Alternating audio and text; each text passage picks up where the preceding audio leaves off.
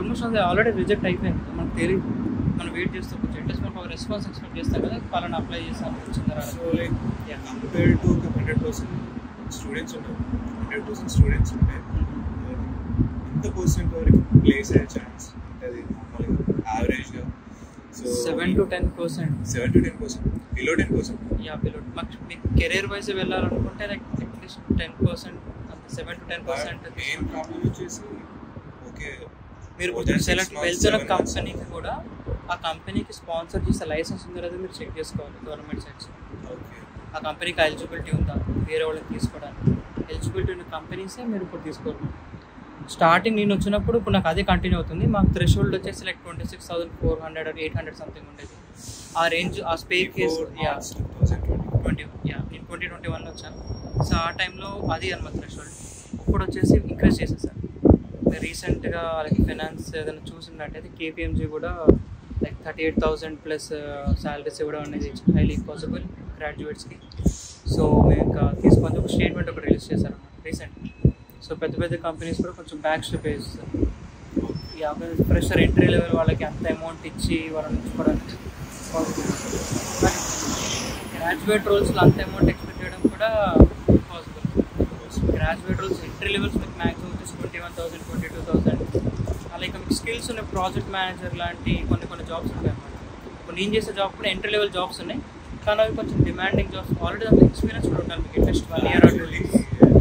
ఇక్కడ entry level position అంటే that doesn't mean straight away after completing your masters or bachelors you have to go and apply for the job. Like minimum you need to have experience at least 2 to 3 years at least 2 years related to that job role, the job domain. ఏదో ఒక role అంటే కొంచెం relation ఏదో ఒకటి ఉండాలన్నమాట. And mainly you have to build the references and known people. You have to be regular contacting them and getting news what is what and where the position and vacancy. Like normally మీరు ఇంట్లో కూర్చొని Netflix చూస్తూ ఇంకెక్కడెక్కడ apply చేద్దాం అంటే like trigger చేద్దామంటే that's impossible to find a job.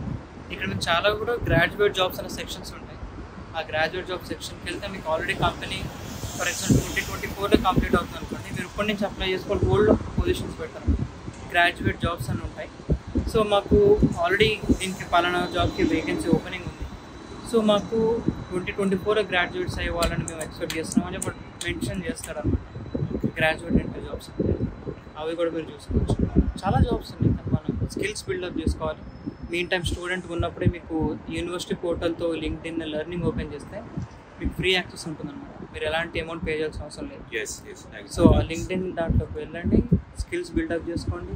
Certifications వస్తాయి, ఇంకా better certification Google నుంచి కానీ ఏదైనా వెల్ నోన్ కంపెనీస్ మీరు అనుకున్న దాంట్లో చేస్తూ ఆ రెజ్యూమ్ని బిల్డ్ చేసుకుని ఏటీఎస్ ఫ్రెండ్లీగా మీరు డెవలప్ చేస్తే మీకు ఈజీగా క్లిక్ అయ్యచ్చు.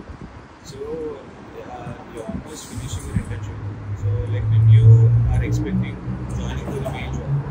నేను ఆల్రెడీ మెయిన్ జాబ్లోనే చేస్తాను. సో నా ఇంటర్న్షిప్ 2023లోనే అయిపోయింది. 8 months అవుతుంది. 8 months అవుతుంది. Sorry. So right at the moment everything is good for you. So ఇంకేమైనా ఇబ్బంది nothing is right, everything is going smooth, everything is weather ఒకటి బాగోదు. So rest of the things. So you are planning to stay here or after 4-5 years? Depends on the situation. దేవుడి ప్రస్తుతానికైతే ఇది.